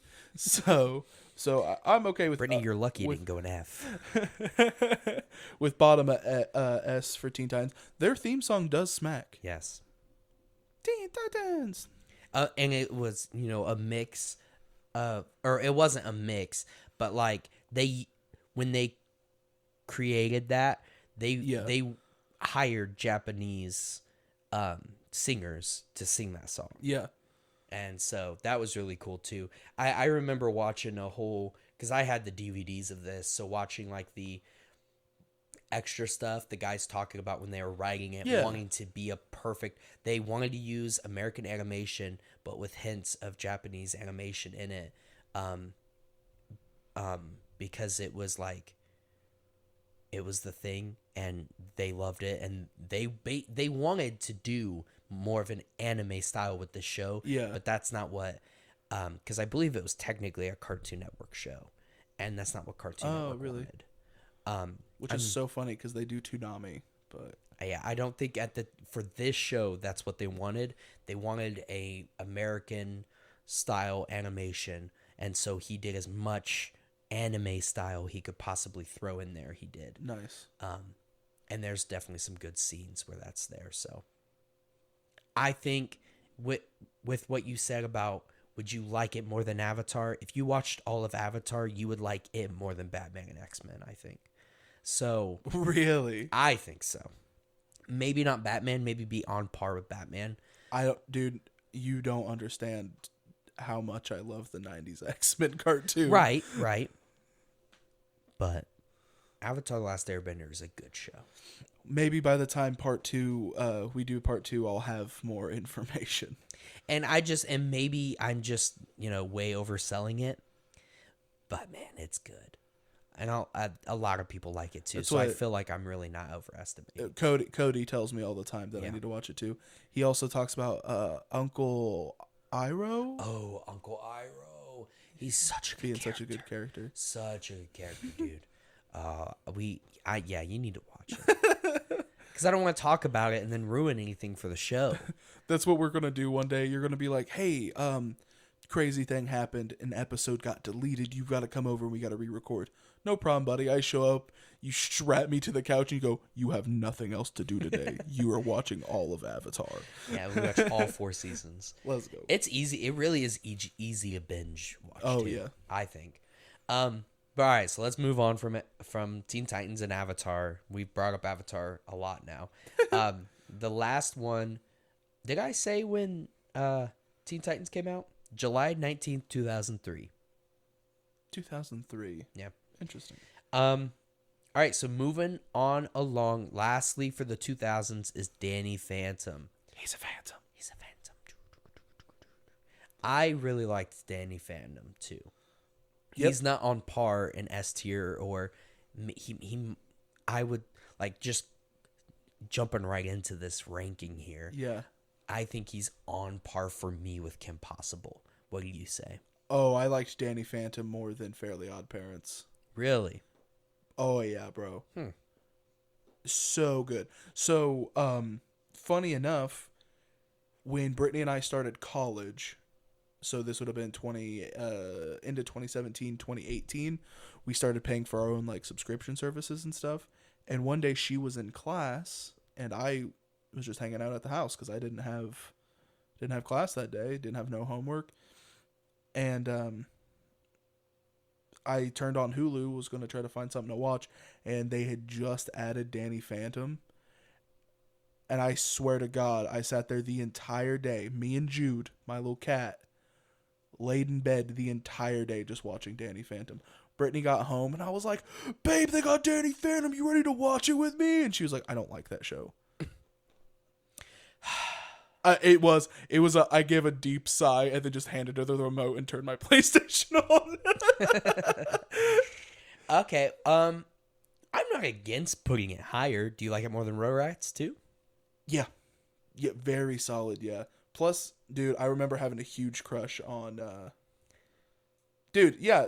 Listen, maybe a lot of my cartoon opinions come from the women just being good-looking women. I don't know what to tell you. Like, my apologies. My only thing about Danny Phantom, the problem putting it much higher is, because like, this kind of sounds contradictory because I said Fairly Odd Parents had 2 mini seasons, but Danny Phantom just didn't have enough to put it super high. I get that. He didn't have enough of a runtime, but I like the lore that they create with him and the other ghosts when they show up, because a lot of them reoccur, like the box ghost. That guy always gave me a laugh because he was in control of dead boxes. What? Do they have to be alive first? So, but this lore of him, especially in the later seasons, being a half and half, because like that's super rare and blah blah blah. They were kind of setting it up to be this like crazy big thing, but I don't think they ever got to take it to fruition. I don't know what happened to Danny Phantom because I feel like it had a good fan base when it came out too.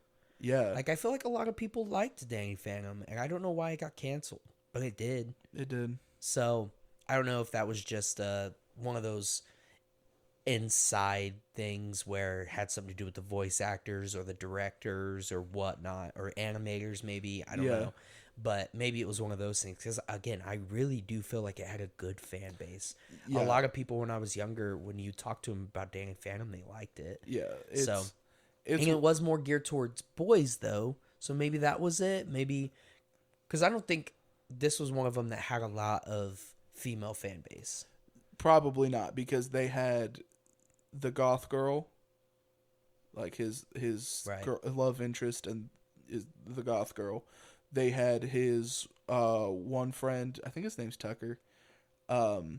He's the nerd, and he's like, I can hack, and it's like, cool, okay, the nerd friend. I can be your guy in the chair. Yeah, pretty much. Dude, real quick, have you seen the theory about Danny Phantom and Fairly Odd Parents? No. I might be wrong, but I'm pretty sure. This was a long time ago I read this. Timmy Turner is Danny Phantom. The popular chick that Danny Phantom is attracted to at the beginning of the show and is his love interest. Yeah.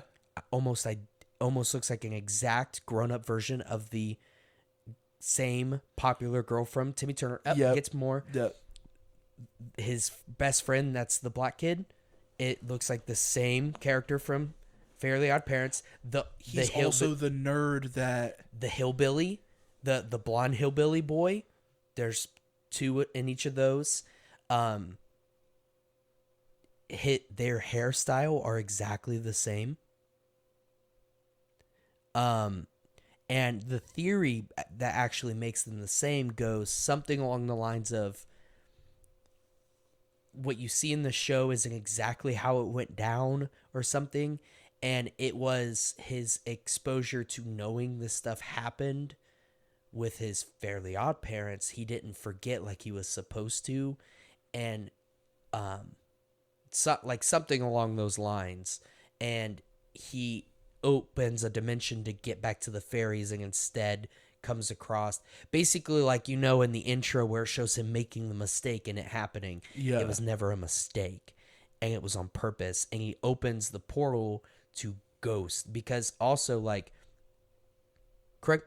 remind me, did the parents find the ghost themselves or was it his mess up that brought the ghost to them? Because I thought it was his mess up. So yeah, so he his parents built a machine because they're trying to get in contact with ghosts, Right? And it doesn't work. Right. Danny, wants to help his parents out because they've spent so much money and time trying to work on this. He goes to like kind of mess with it, and while messing with it, it activates, and he it goes off, and he like half dies, which is why he can go ghost. Yeah. And so the theory is that wasn't on accident, it was on purpose, and it was him trying to get back to his Fairly Odd Parents and accidentally finds his way to the ghost realm and then becomes this way. Interesting. It's a fun theory. I think a more fun theory would be after he has to get his brain wiped, because like that's the whole thing. You have to get your brain wiped for having a fairy for so long, is that he's going to have memories that won't make any sense anymore because let's say Timmy's homies, the redneck and the nerd, right?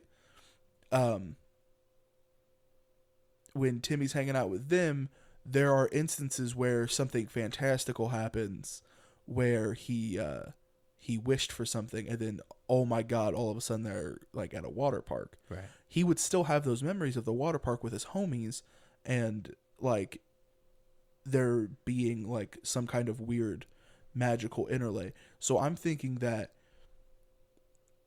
in order to wipe the memory, they wipe it and then send you somewhere else. Right. So then instead of being in the Fairly Odd Parents universe, after he got to a certain age, memory is wiped. He's sent to an alternate universe where now he's like the son of these two people. Because, you could also have something said like the reason that kids in Fairly Odd Parents get fairies is because their lives suck to the point where like Timmy is fully neglected. Oh yeah. Barely is fed. Parents don't take care of him. They leave him with physically and mentally abusive caretaker. So maybe that's like the last wish or the last hurrah of the fairies, is that we have to go away now, but you will be safe in your new life, kind of thing. I do like that they're connected. I do like the theory that they're connected, though. And it's also about, because the theory really sprouted from the fact that all of Danny's surrounding characters look identical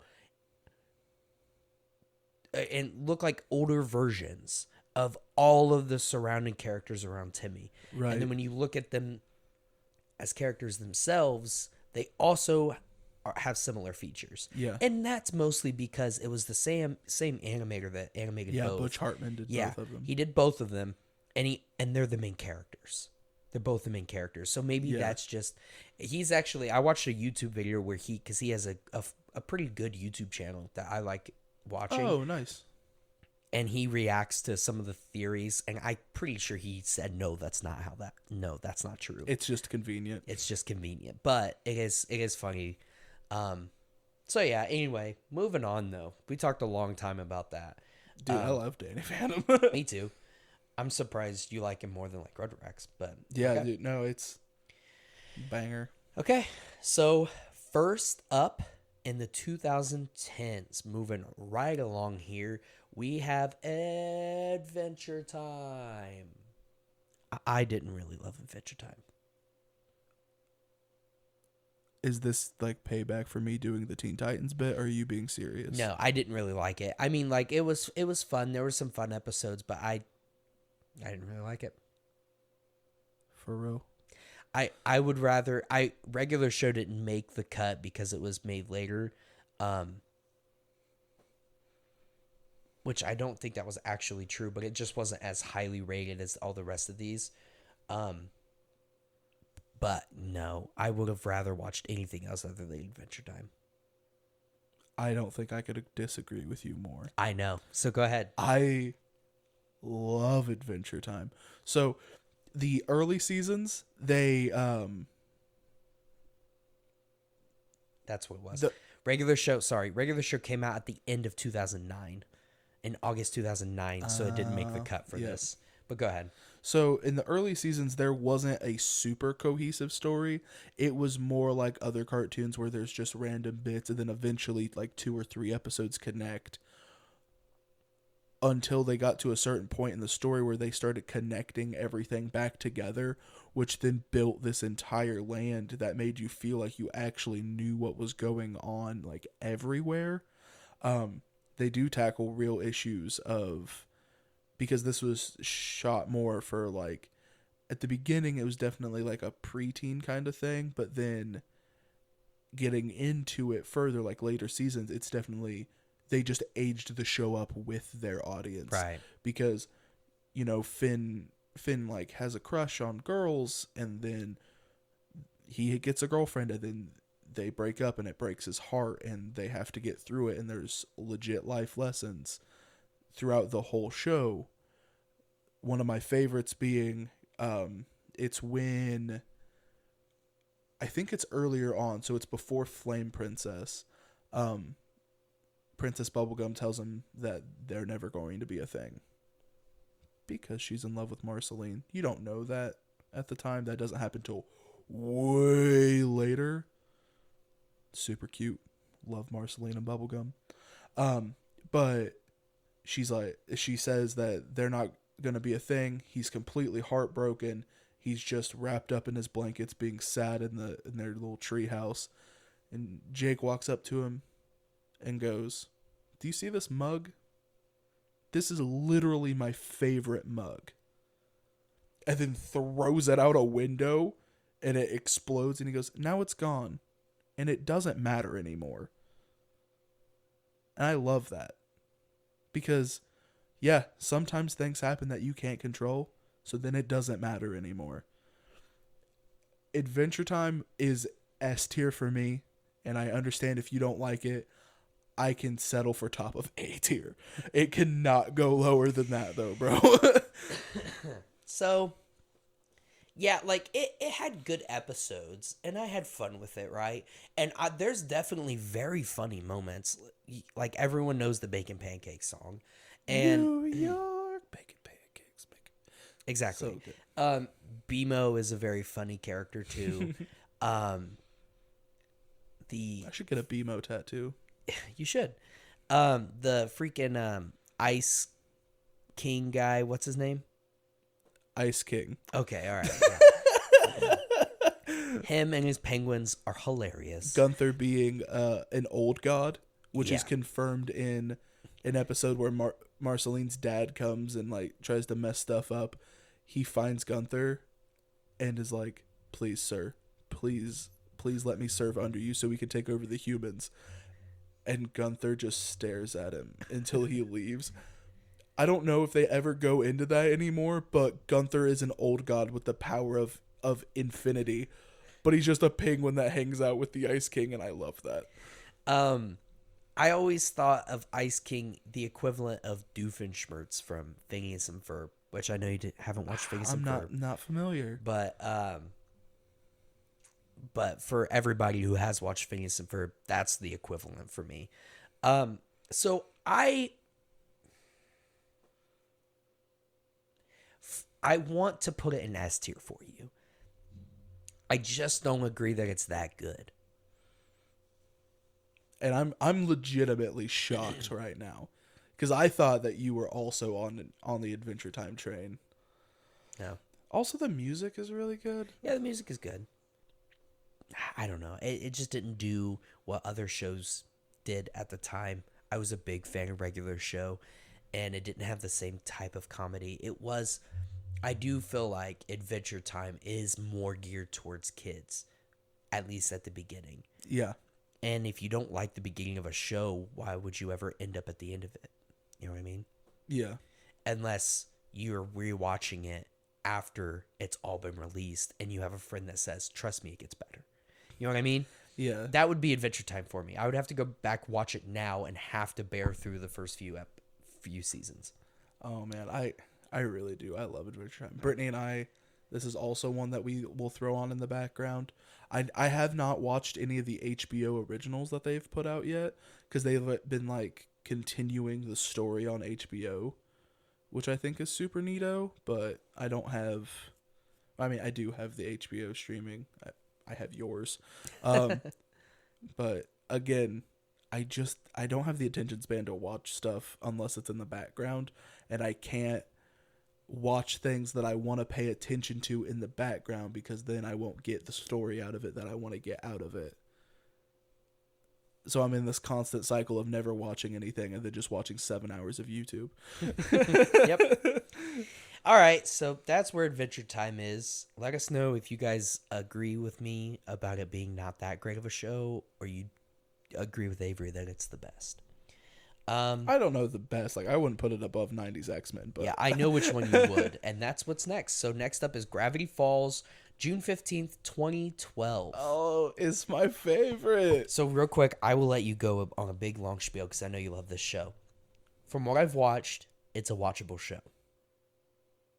I don't see the thrill you get out of it. But I will let you explain that thrill to me now. It has my perfect blend of adult humor, adult situations, like things they have to deal with, or like things that I deal with in my day-to-day life.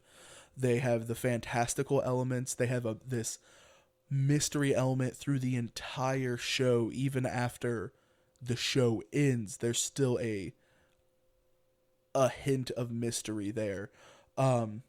The voice actors all do spectacular jobs, especially Kirsten Shaw. She's fantastic. She's also in Bob's Burgers. She's a great actress. The other actors, I don't know their names because I'm not as big of a fanboy over them as I am Kirsten Shaw.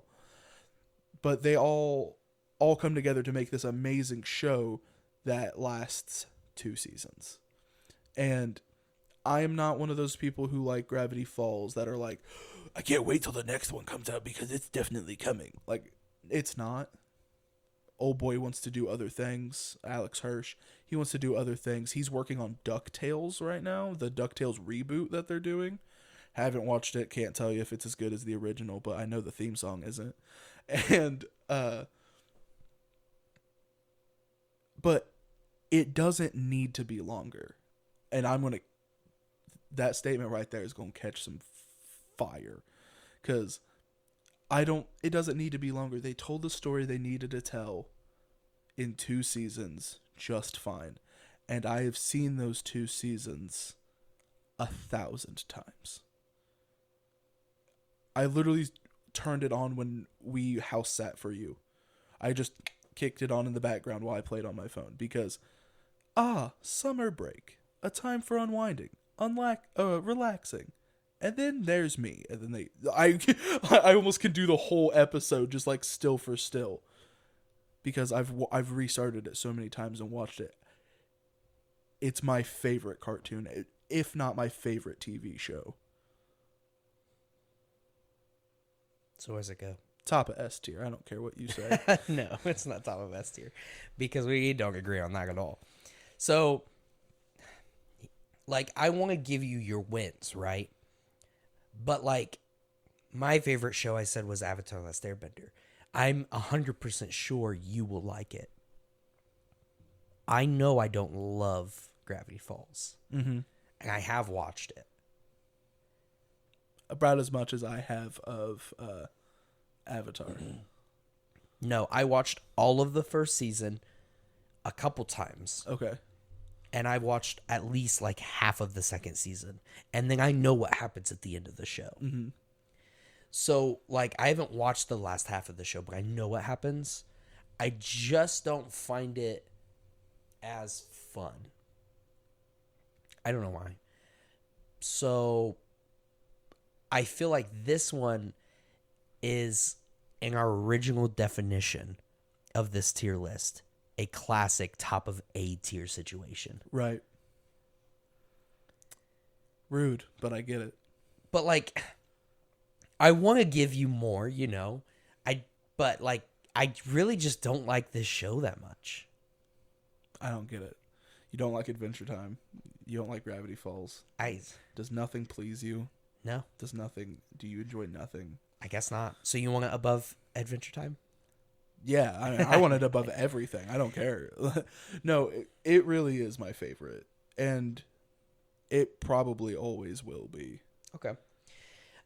Still need to watch DuckTales. Maybe DuckTales is just as good with like the mystery element and stuff, but probably not. Maybe. All I know is it can't beat the 90s DuckTales theme song. Smacks.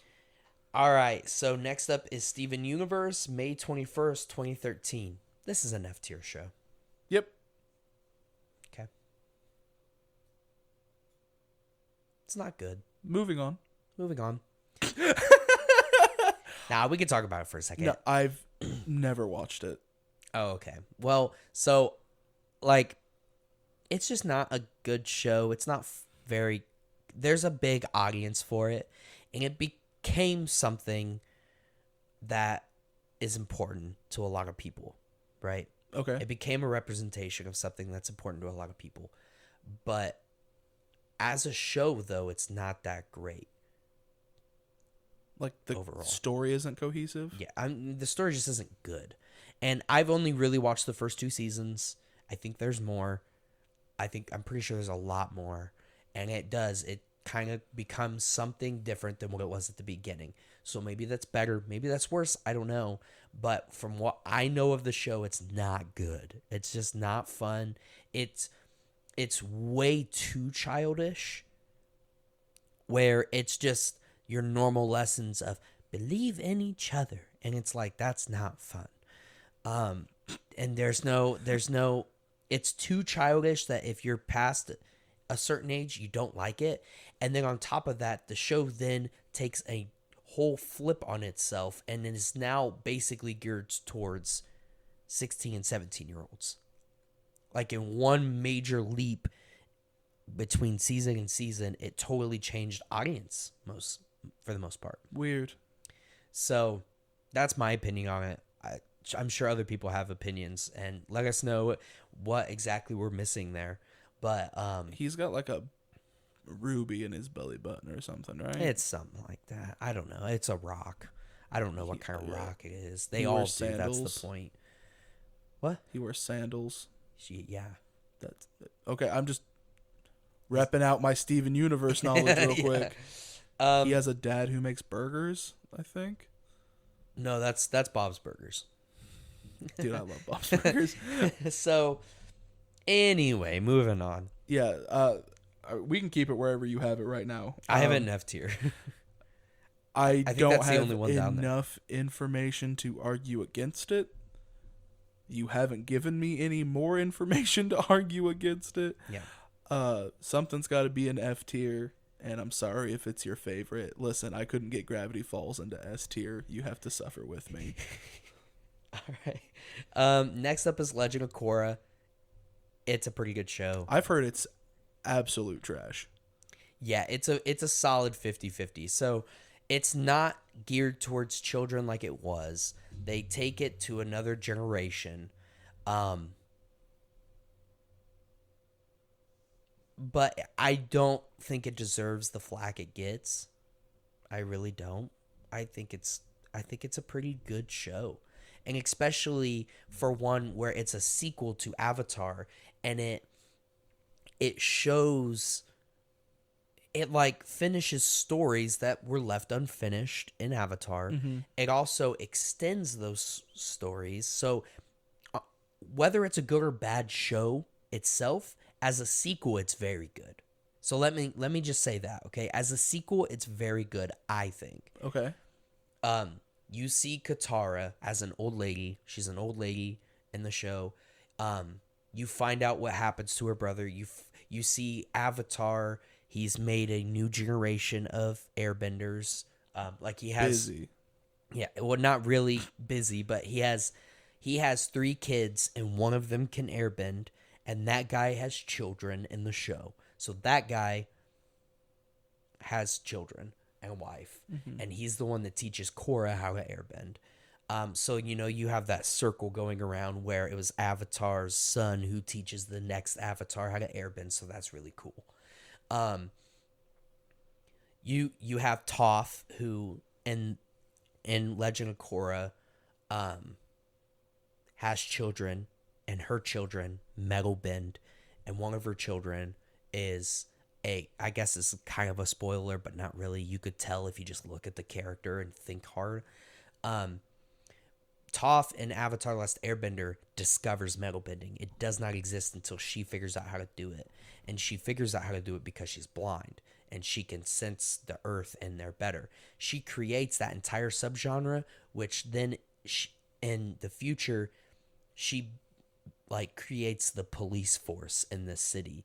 And the police force uses metal bending to capture people and stuff. Nice. In this major city. So there's a lot of other examples of metal bending as well in the show. But so you see Toph's story kind of wrap around. You see Katara's, because she was the one that had the kids with Aang. And you see a bunch of stuff. Zuko is the Fire Lord. Or I think I'm pretty sure he's still the Fire Lord, and he's real old, and you see him. So you see a lot of stories finally get wrapped up that are really cool. And a lot of the same voice actors came back too. So nice. So like Prince Zuko, for example, he has a son, and he names his son Iroh after his uncle Iroh. And the voice actor for Iroh, the young Iroh, is the same voice actor that voiced Zuko in the old show. Nice. So they do cool stuff like that too. So overall, I really liked the show. I can see why people don't love it because it's not exactly the same. And it kind of talks about, there's a lot of political topic as well, because they have a big city and they're creating a democracy pretty much in the middle of where there's always been kings and queens. And so there's a little bit of that in there too, that people don't like that they brought that into a show. And fair enough, but I think it's good. I don't think it's on par with Avatar itself, and I don't think I would put it top of B. No. And go in front of Rugrats. In front of Rugrats? Why you say A? Oh, my bad. I am dyslexic. Yeah, no. Ingo top of B, that's fine. What did you mean? I seen A as B and B as A. Oh, that's interesting. My brain does that sometimes. I did not mean to make a dyslexia joke. I just really, my things gets all mixed up. Cancelled. Yeah, canceled on Twitter. No, I do. My brain mixes things up like that, and clearly I knew where I was at, but I didn't. Yeah. So I mean, yeah, I don't think it can go in A. I would like it to be, but I know a lot of people don't like it, so whatever. I talked a lot about that. Now it's your turn. Next is Bob Burgers, January 9th, 2011. Educate me. I have never watched a single episode. Question. All of these other cartoons are children's cartoons. Bob's Burgers is an adult animation. Is it? Yes. I didn't know. It was rated high in the early 2010s. So I had no idea. I just put it on here. Like I think it's rated TV 14, so they aren't. Is it? Are you sure about that? Oh, at very least, because they get drunk and do drugs, and like, there's an episode where Bob gets drunk on absinthe and hallucinates and marries a turkey. Interesting. Yeah, it's an adult animation. It's part of animation domination on Fox, which is where like Family Guy and American Dad and The Simpsons and stuff hang out. In the same wheelhouse, just a lot better. Yeah, it's 13 plus. Yeah. So, okay. Yeah, I didn't know that. I've never watched it. Yeah, I just thought it was funny it was on here, but I'm not going to complain because I love Bob's Burgers. I can't remember the dude who does Bob's voice. Our friend Roland is a big fan of him because he's in other shows. He's in Archer. He does Archer's voice as well. If you're familiar with that, I know what it is. Kirsten Shaw plays Louise. Super good. I can't remember the other voice actors' names, but they also do fantastic jobs. The music in it, not every episode has a song in it, but after a few episodes, there's at least 6 songs a season at least. They're all catchy and clever, always poking fun at something. So where's it go though?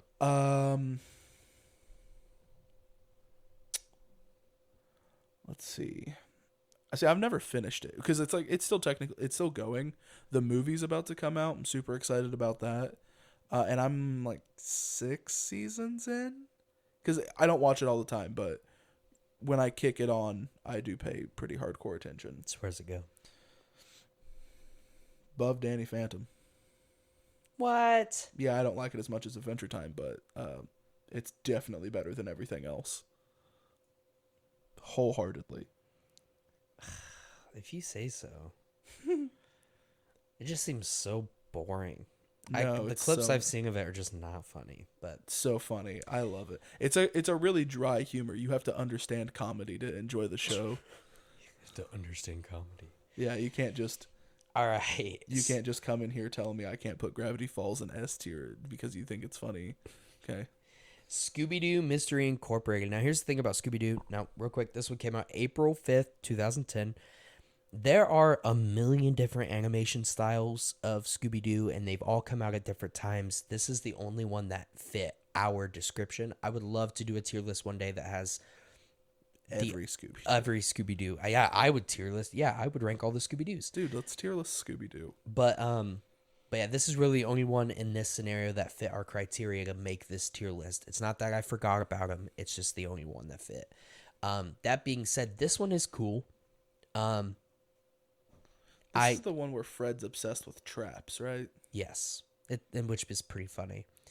Like, it's almost like a fetishized thing at a certain point, right? Because he's always like he forgets about Daphne. Yeah, he's like, oh man, I'm going to read this 700-page book about traps. Which is funny.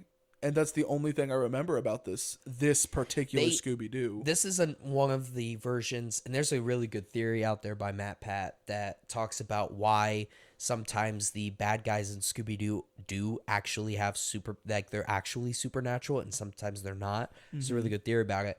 But this is one of them where it's all real, like magic and supernatural stuff is real in the show. they're not always just people in masks.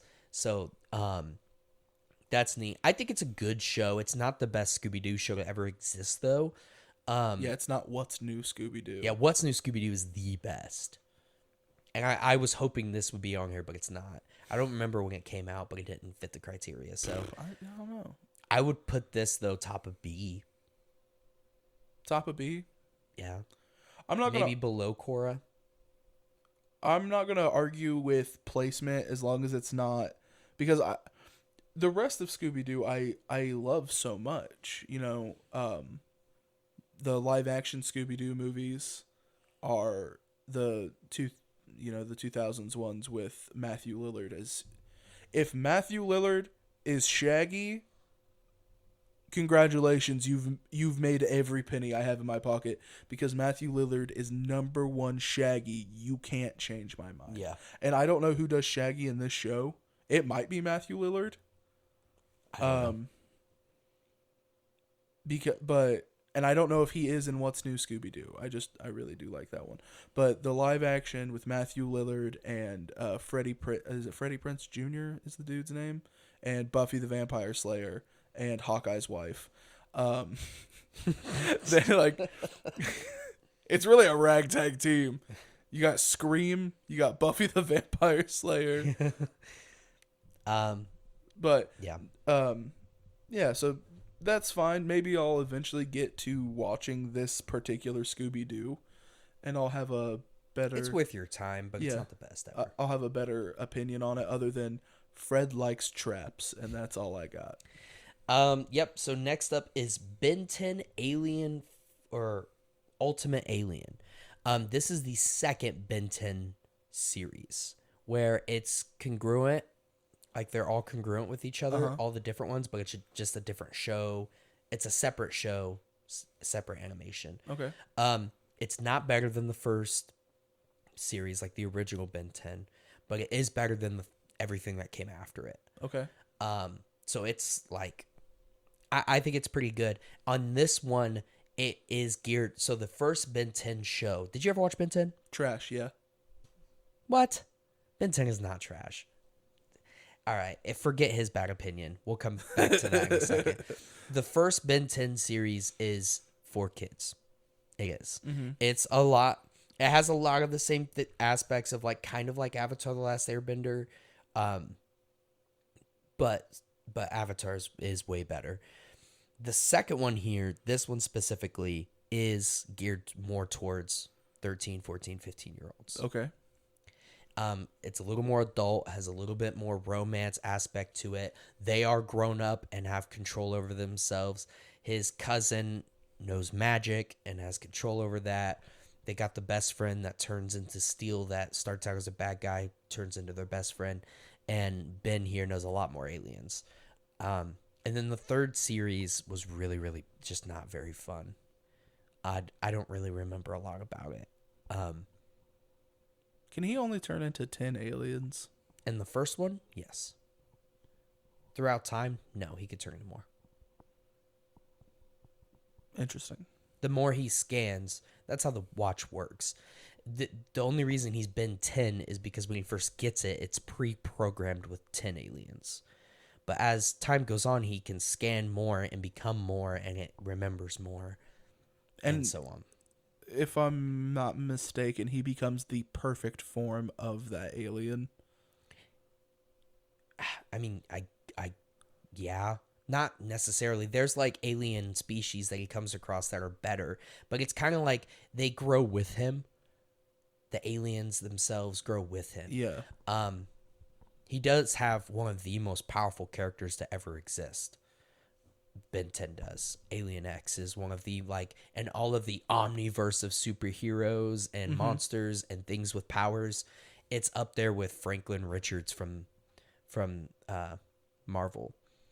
Alien X is a... Wait, you mean I created a pocket universe for funsies? It's that level. There's actually big debates on whether Alien X or Franklin Richards would win in a battle. It's a Superman Goku type fight where people are very... way. Yeah, the Alien X superhero is super super powerful. Like, it's so powerful. Oh man, I really don't want to say this and be wrong.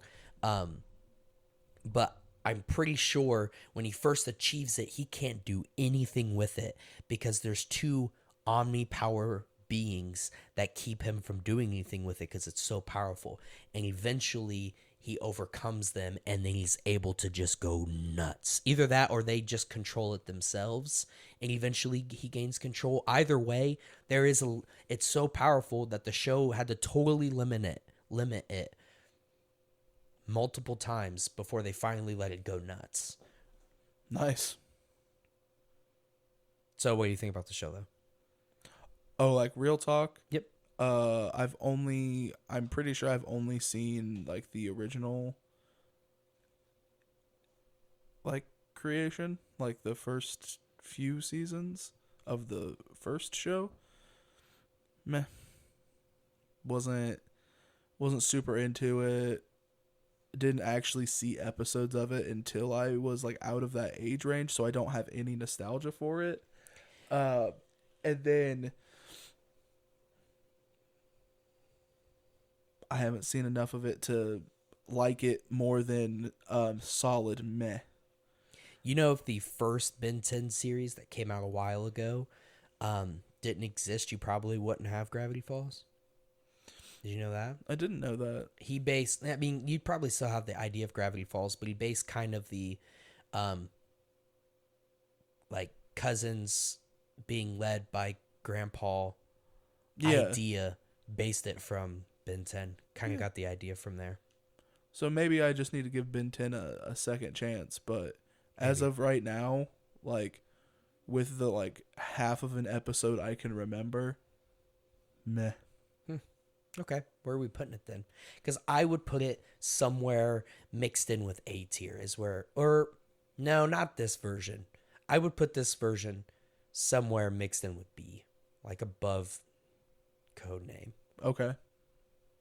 That's where I would put it. Where would you put it? If it's worse than the first iteration, you can go down there with Steven Universe for all I care. No. But, I mean, it is not the same as Steven Universe.